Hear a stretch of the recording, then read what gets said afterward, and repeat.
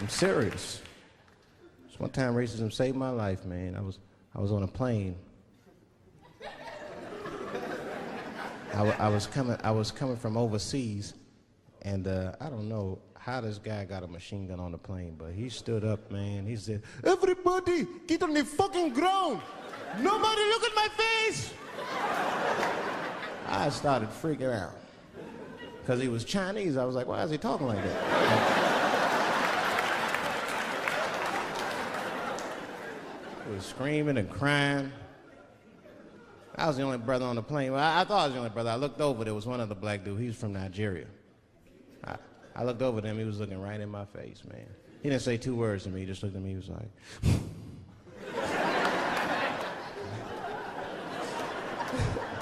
He didn't need to talk, I knew just what he was talking about. I looked right back at him, I was like...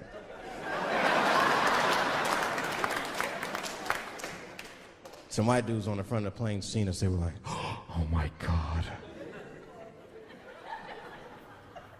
I think those black guys are gonna try to save us."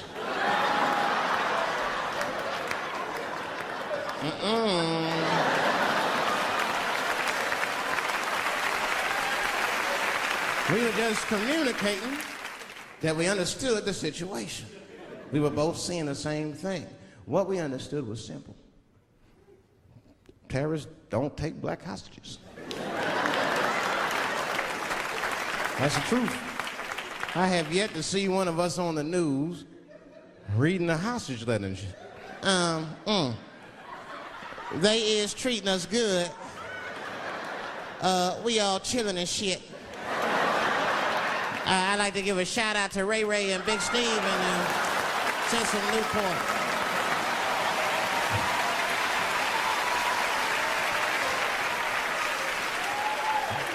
You're not gonna see it.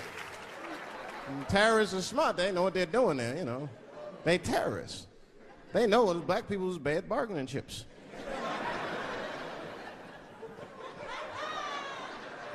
They called the White House. "Hello?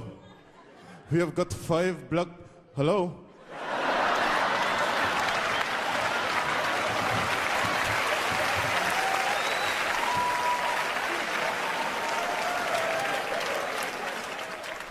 Really some scary shit. I gotta tell you, Harvey Weinstein's probably the first person that I ever looked at a photograph of and was like, yeah, he rapes. I'm not sure this motherfucker has a choice. Not a handsome man. A lot of meat and extra skin on his face. Yeah, he's ugly. You know the sad part is, he's done so well in life, he probably doesn't know he's ugly. You know, when you're good looking, everybody will tell you, "Oh, you look wonderful, you're so great looking." But when you're ugly, you gotta figure that shit out for yourself. It's a lot of putting clues together through the years. Why am I not getting in the club? I got all the right shit on.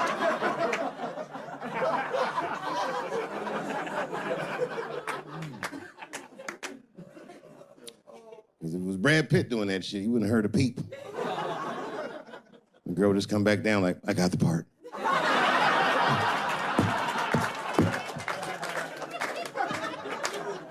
Yuck. And yet, it is important that I acknowledge, ladies, you are absolutely right. There you go. They gotta all be mindful of that, guys, because this could happen to any of us. It could happen to me. I can see that. I can see myself showing up. Hi, I'm here for my 3 a.m. with Mr. Weinstein.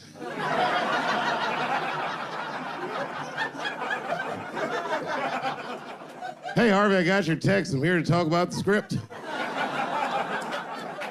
Seems like it's gonna be hard to read in candlelight, but I guess I could try.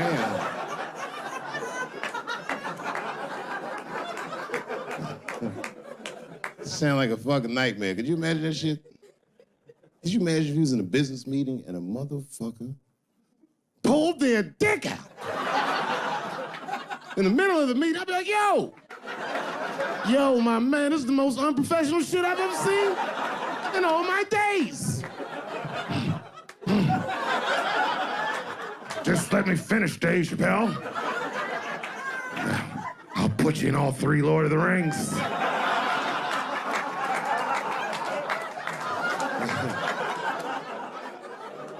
Hurry up, nigga. I have other meetings now. I have a 4:30 a.m. at Brett Ratner's house. And, I believe it's wardrobe fitting.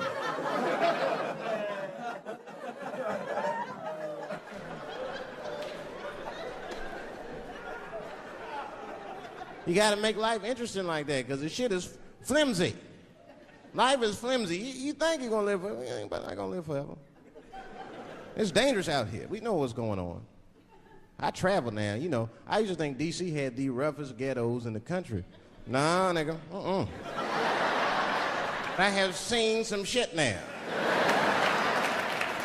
Oh, there's some rough areas outside of D.C. Yeah, everybody should go to the ghetto. I was taken to the ghetto one time. That's the worst. When you get taken and you're not expecting to go. You know, usually you want to know when you're going to the ghetto, like, I'm going to see some wild shit. I got to prepare myself. I'm going to see something crazy. When you're taken, it's different. I had a limousine driver. It was after a show. It was late at night. It was like 3 in the morning. I had a limousine driver. He was a nice guy, talking to me and shit. Oh, hey, where you from, dog? D.C.? Word? That's a rough city, man. And his cell phone started ringing. Hold on 1 second. Hello? Oh, what's up, nigga? What? What the fuck? Slow down. What? What the fuck? No! No! No! Fuck that, nigga. Fuck it. I'm on my way.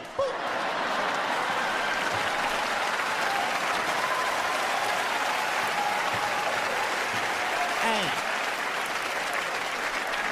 I gotta make a stop real quick. At 3 o'clock in the morning. I didn't know he was taking me to the ghetto at first. I started looking out the window. I was like, what the fuck? It's gun store, liquor store, gun store. Where the fuck you taking me? This don't look good. He didn't say shit. He just pulled up in front of an old rickety building that looked like a project. Now, I'd never been there before. I'm not sure if it was a project, but it certainly had all the familiar symptoms of a project. A fucking crackhead ran this way.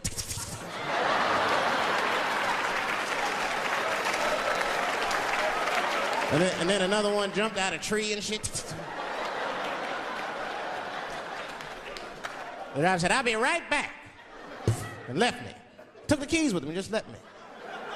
At 3 o'clock in the morning, in front of a project, in a fucking limousine. This was not good. I was like, man, I gotta look around and see if I can see some landmarks and figure out where I'm at. Might have to escape on foot. Now, this is when I knew I was in a bad neighborhood. You only see this in the worst neighborhoods. Remember, it's 3 o'clock in the morning. It's 3 o'clock in the morning. I look out the window. It was a fucking baby standing on a corner. Look at this. And the baby didn't even look scared. He was just standing there.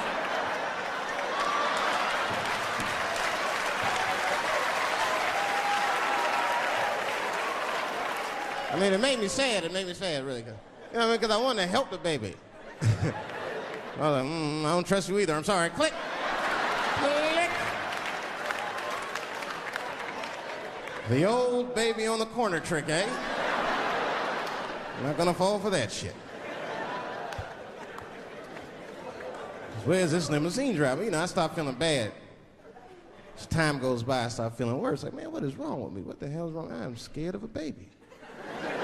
And this baby could be in trouble. He might need my help. I got to do something. But I wasn't going to get out the car. I'm serious, man. I just cracked the window a little bit. There's an old limousine. I could roll it down.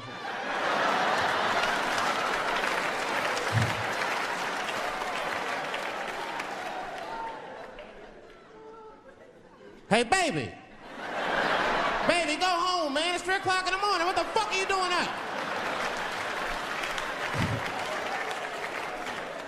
The baby said, I'm selling weed, nigga. I said, oh, shit.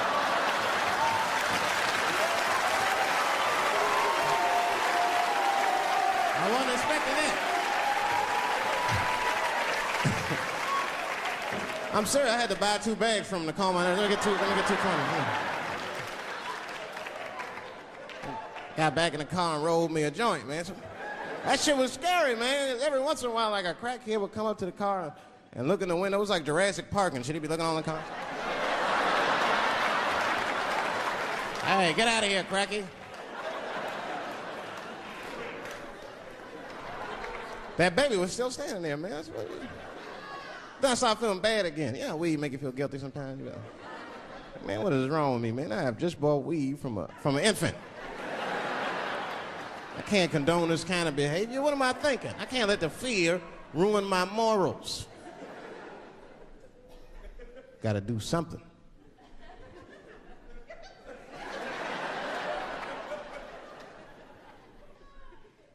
Hey, baby. Stop selling weed, all right? You got your whole life ahead of you.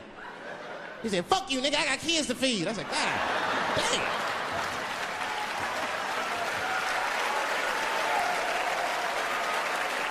Sad. And just at that very moment, one of the crackheads was running across the street and got hit by a car. I know it was a hit and run. The police did it. That's all right, they sprinkled some crack on him, he got back up. I almost protested the war in the beginning. Almost. Until I saw what happened to them Dixie chicks. I said, fuck that. If they'll do that to 3 white women, they will tear my black ass to pieces. I don't want to hear that shit. Yeah, man, they would. But I'm like, for real, why you care so much what the Dixie chicks say? It's not like they political scientists or nothing. They just bitches that can sing good. You know what I mean? Stop worshiping celebrities so much. Just don't listen, don't pay attention. I remember right around September 11th, Ja Rule was on MTV. That's what they said. They said, we got Ja Rule on the phone. Let's see what Ja's thoughts are on this tragedy. Who gives a fuck what Ja Rule thinks at a time like this, nigga? This is ridiculous. I don't want to dance, I'm scared to death. I want some answers that Ja Rule might not have right now.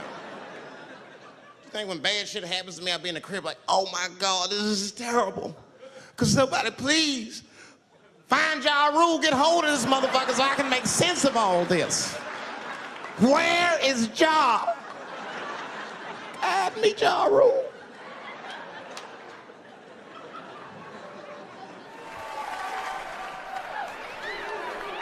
Yeah, I'll be seeing that kind of shit, man.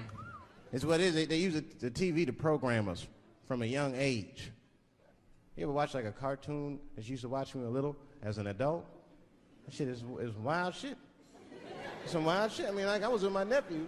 We sitting there, we watching Pepe Le Pew, and I say to my nephew, I say, now pay attention to this guy because he's funny. I used to watch him when I was little. And we watched Pepe Le Pew, and I'm old now. I'm looking like, good God, what kind of fucking rapist is this guy? Like, take it easy, Pepe. My nephew was sitting there cracking up. Hee. See, sometimes you gotta take the pussy like Pepe. Like, no.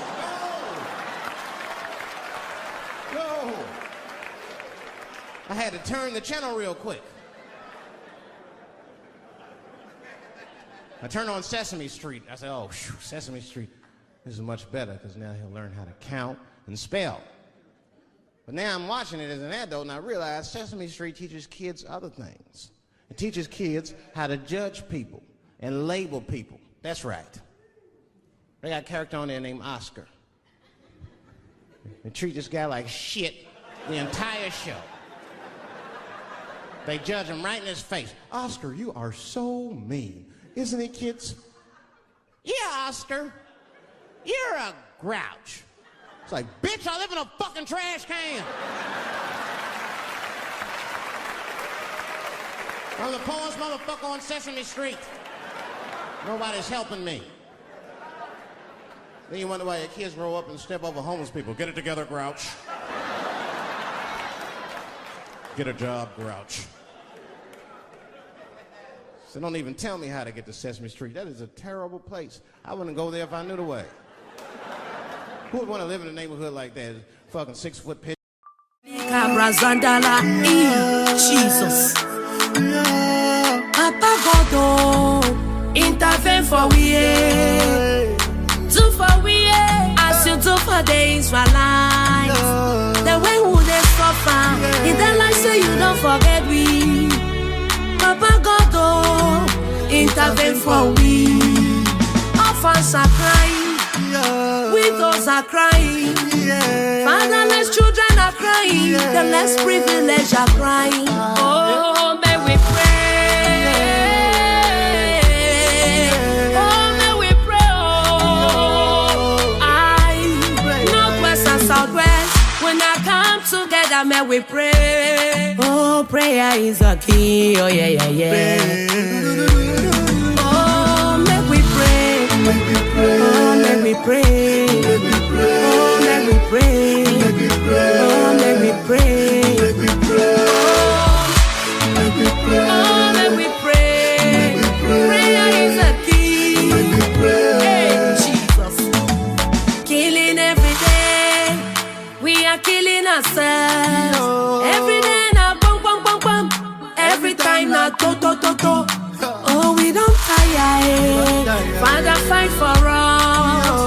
According to your word in Exodus 14:14, it says you will arise and fight for us, and we will all be so.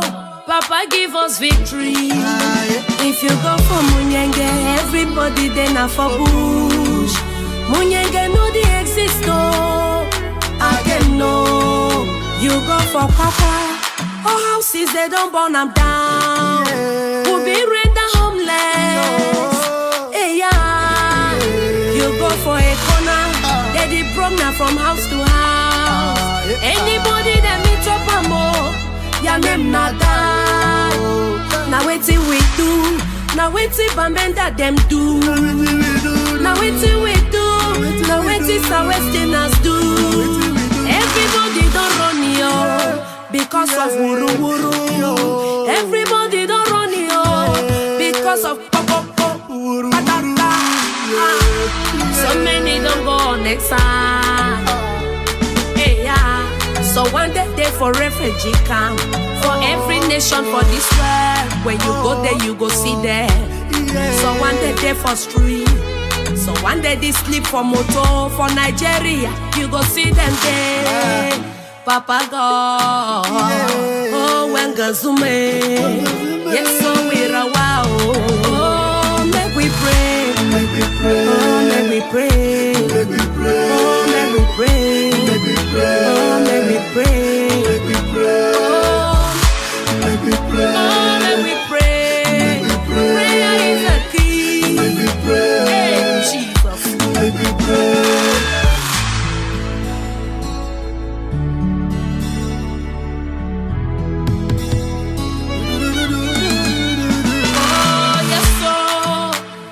When he jing, I'm a wabba menda, better for one sote. I am a yasa west, better for one baba. I'm a way pona, chiwan more chubangreke. I'm a yana wakum yenge, buffaton and never jimashi. I even in work, papa, and never jim buffaton. Masuna patico, and nijima make we. Oh, yes, so we're a wow. Yes, so we're a wow. Kaya we're a wow, baba. We're a wow. Yes, so we're a wow. My village, my gym, that's our west and northwest. Buffatona she, Buffayadame. Yes, so we're a wow. Berenbung again. My year of one by Gung again. And when I Gung again, and when I survive. Yes, oh Christo, Papa, we're a wow. We're a wow. Papa, we're a wow.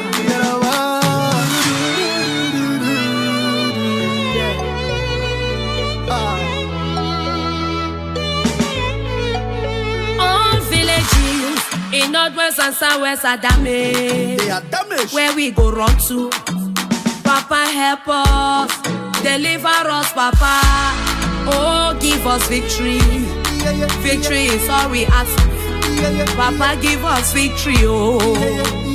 Money for you some more, in a day. Even job for chop, oh, in a day. Better water for wash, in no even day at all. Even the one for drink, in a day. Now woman they depart for inside bush. Now picking they too, where they know they even go school. But when they say children are the leaders of tomorrow, and we go be leaders, we will not get book for head. Oh, make we pray, for prayer is a key. Oh, make we pray. Oh, make we pray. Pastors, make we pray. Apostles, make we pray. Bishops, make we pray. Evangelists, make we pray. Workers in the vineyard, from northwest and southwest, make we pray, oh, even for those who they there for prison, oh. Our youth them, oh, they can't finish. Our boys them, oh, they don't finish.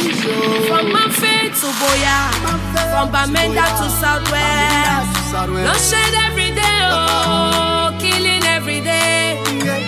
People they die every day, like say they been a chicken. My people live, prayer is the key. Oh, may we pray, oh. Make me pray. Oh, make me pray. Make me pray. Oh, make me pray. Make me pray. Ramagade, legede. Oh, Ramosandala, Rosagade. Make me pray. Mika Razandala. Jesus. Make me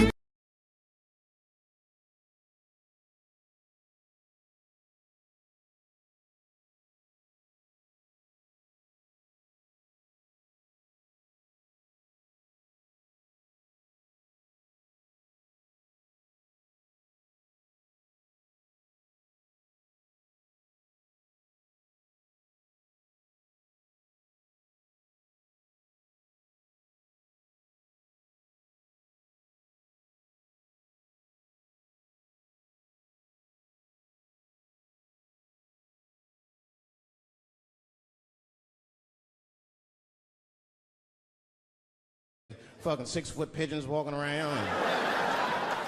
An elephant that's a junkie. Hi, bird. Yeah, that's right, Snuffy. Hi, bird. I'm sick. I need some smack, bird. Then Cookie Monster with his eyes popping out his head, screaming, "Cookie, cookie, cookie!" Like, ugh. What kind of cookies are you talking about? Chocolate chips don't do that to people. And then they had the nerve to put a pimp on there. They didn't come out and say he's a pimp, but I know a pimp when I see one. They called him the Count. Had a cape and everything. You just see him pimping. Bitch, where is my money? You've been late 4 times, I've been counting. How many times must I smack you before you act right? 1, 2.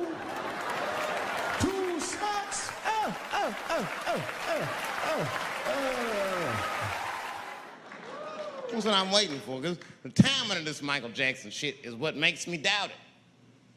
Every time this war is going out of control, or the economy gets bad, or something is wrong with the world at large, it's always these moments in history that Michael Jackson will coincidentally jerk off a kid. This is getting ridiculous. Like, are you planning this shit? Do you have meetings? Michael, thank you for coming. As you know, Michael, the war has not been going as well as we expected. There's been a lot of hiccups, and the public is asking us a lot of questions, of course. And, well, Michael, there's no nice way to say this, and all I know how to do is be direct, so let me just be direct. We're gonna need you to jerk off another child, Mike. I'm sorry. I am sorry. But it would really help out. Or maybe he didn't. Who knows? Who knows? That's the thing. That's what I wanted to say. Who knows? Who the fuck knows? Mike, God, and this little boy know. That's about it. That's about it. The only reason that I can even talk about this shit is because everybody is speculating. They all think he did it. And I don't think he did it. I'm alone in this. I don't think he did it. I'm not gonna say I don't think he did it. That's too strong.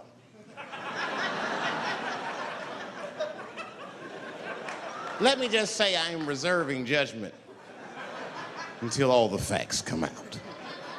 But so far from what I heard, I mean, the kid said he was dying of cancer. He was in Make-A-Wish Foundation. He claims he had 2 weeks to live, and it was his dying wish to meet Michael Jackson. Come on, man, give me a fucking break. This kid is 10 years old. He don't remember Thriller. The fuck you want to meet Michael Jackson for, honestly? I remember Thriller, and I just, like, kind of want to meet this nigga. Like, I wouldn't break an appointment to meet him. I'll put it that way. I'd have to already be free. That's ridiculous. That's like if I'm dying in 2 weeks and go, oh, mama, get me in a room with Chubby Chuckle. I wouldn't want to meet that motherfucker. My last 2 weeks. Why not Usher or somebody like this? So then the kid claims he goes to Michael's house. This is where it all gets crazy. He does everything you'd expect at Michael's house. They climbed trees and rode roller coasters and Ferris wheels. The chef made cookies, pies, and cakes. They was petting a monkey and a giraffe, sang songs, kid shit. And in the middle of all this childlike activity, for some reason, Mike pulled out some wine and some pills and sucked his kid's dick. Folks, it hurts me to say it. And the kid had the nerve to call that abuse. Motherfucker, that is a good host. God damn, what else do you want? What else do you want? I'm lucky to get a glass of grape drink at my friend's house. Let alone a roller coaster ride and my dick sucked. Mike must be confused, like I brought you in my house, I fed you, I sucked your dick, and this is how you repay me, motherfuckers? This was your wish, not mine. Thought you were dying in 2 weeks. What happened to that motherfucker? I've been in court for a year and a half. You get stronger every time I see you.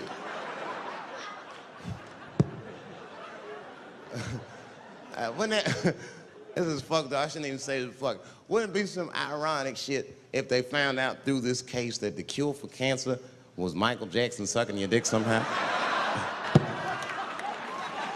Like if Mike had powers like Green Mile and all the kids like, please, Mike, suck our dicks. Never again. He didn't appreciate it. Can we at least study your saliva? Please, Mike.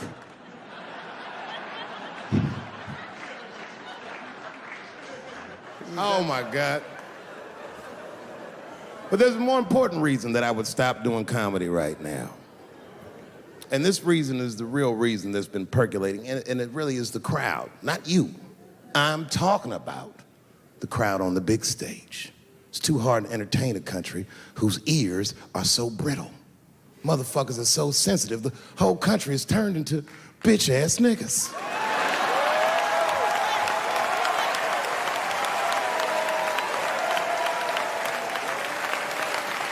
Everything you say upsets somebody. But motherfuckers are just taking it too far. I don't know why or how everybody got this goddamn sensitive. You know who hates me the most? The transgender community. Yo, yeah, these motherfuckers. I mean, I didn't realize how bad it was. These motherfuckers are really mad about that last Netflix special.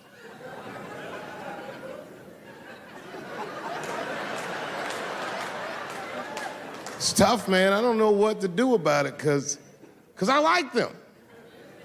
I always have. Never had a problem with them. You know, just fucking around. As a matter of fact, I think I make fun of everybody, and I mean, as a group of people, they have to admit,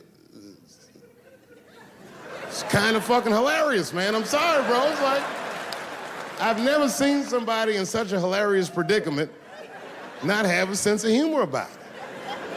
They're born feeling like there's something other than they're born as, and that's kind of funny, you know? I mean, it's funny if it's not happening to you. I believe transgenders. I don't understand them either, but I know they mean what they say. Them niggas cut their dicks off. That's all the proof I need. I've never seen somebody just throw their dick away. Don't need it.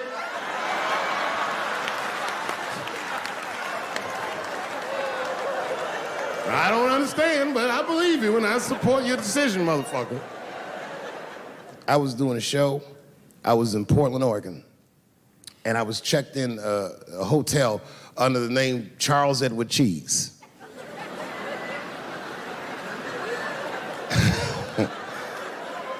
I came back to my room late at night, and there was a note. It was like a letter on my desk. It was addressed to Mr. Cheese.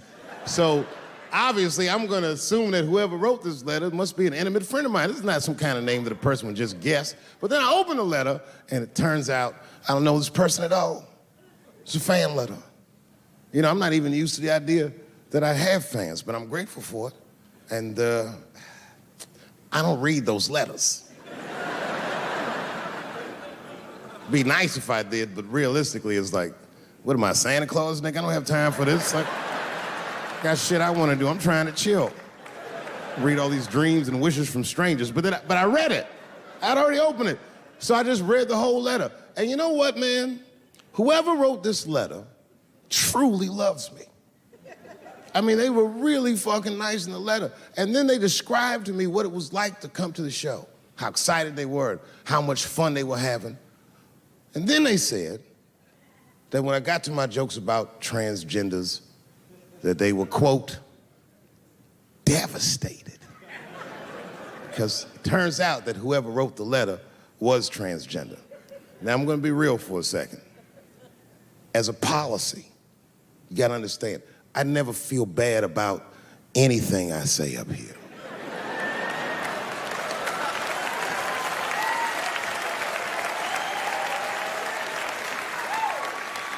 And I would never admit this to you if I hadn't locked your phones up.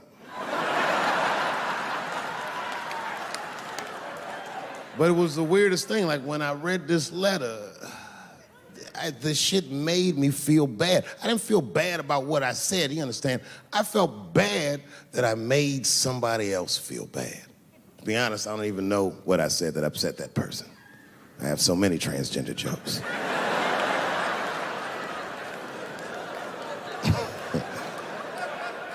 But I feel like it was probably this joke I'm about to tell you right now. And it's not even that bad of a joke. It's a true joke. I mean, it's not true, but I had read in the paper that Caitlyn Jenner was contemplating posing nude in an upcoming issue of Sports Illustrated. And I know it's not politically correct to say these things, so I just figured, fuck it, I'll say it for everybody else. Yuck.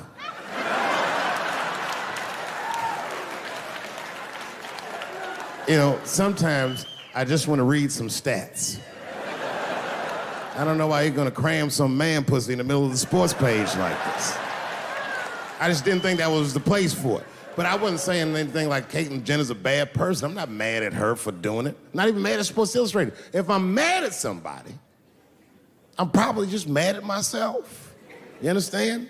Because deep down, I know that I am not strong enough to not look at those pictures.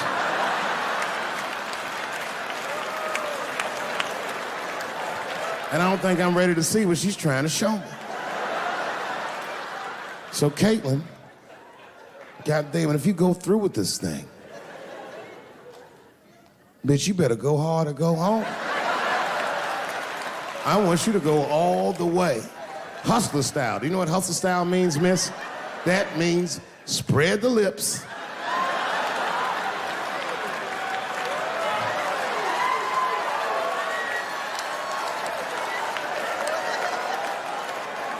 I hope she spreads her lips and there's an itty bitty dick inside. Ah!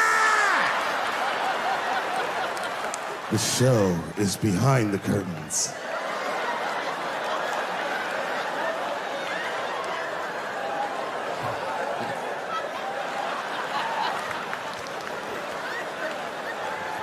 don't know what I said that upset that person. You know, I can remember when it all started. It was when I was doing Chappelle's show. When I was doing Chappelle's show, I used to do the show, and then on the weekends I do like concerts and shit like that. So I'm doing a concert, and there was a couple in the front row, beautiful couple. The wife was obviously Asian. You could see it in her face.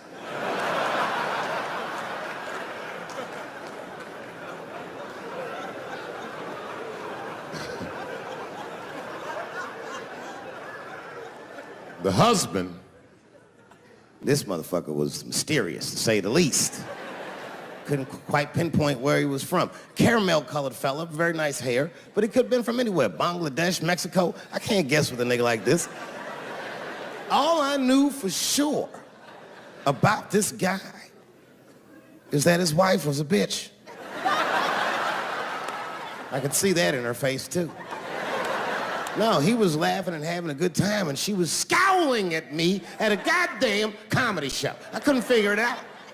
And then I realized at some point that she was pregnant, and I was smoking on stage. I said, oh my God, that's probably why she's mad. So I started to put my cigarette out, but then she hit me with one of them fake non-smoker calls.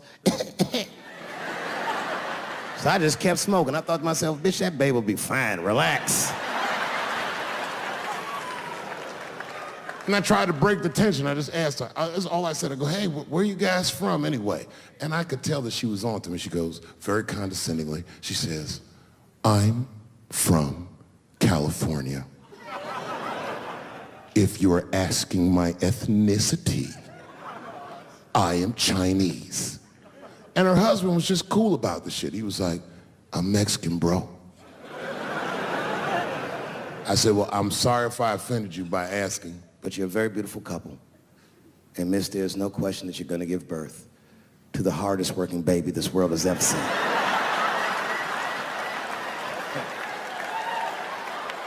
That's not a bad joke. She got very upset. She got up to leave immediately, but she didn't just leave. She had to take one last dig at me on the way out.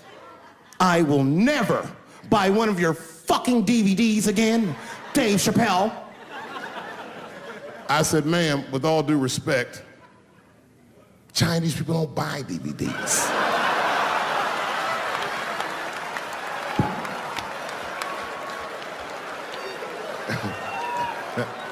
And the crowd went crazy. We were all laughing, having a good time. I didn't even think anything of it.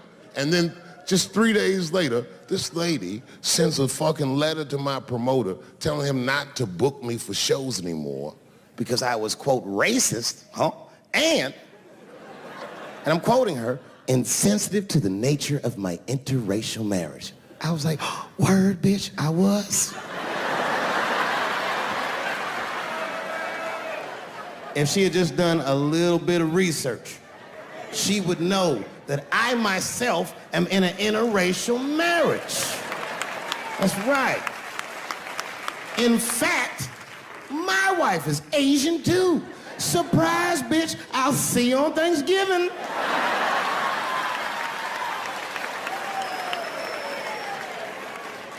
But my wife's not Chinese. She's Filipino. That's right, that's right. And our kids are Puerto Rican somehow, so there you go.